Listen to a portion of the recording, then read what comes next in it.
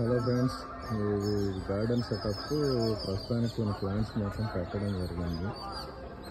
ఒక 20 రకాల fruit plants పెట్టడం జరిగింది. వెజిటబుల్ ప్లాంట్స్ అన్నీ కూడా.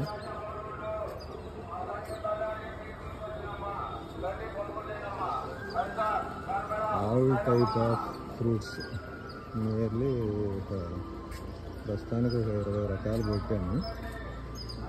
పాతవి కొన్ని ఎగ్జిస్టింగ్ ప్లాంట్స్ ఉంటే రీప్లాంటేషన్ చేసి కొత్తవి పెట్టడం జరిగింది. All seasonal fruits.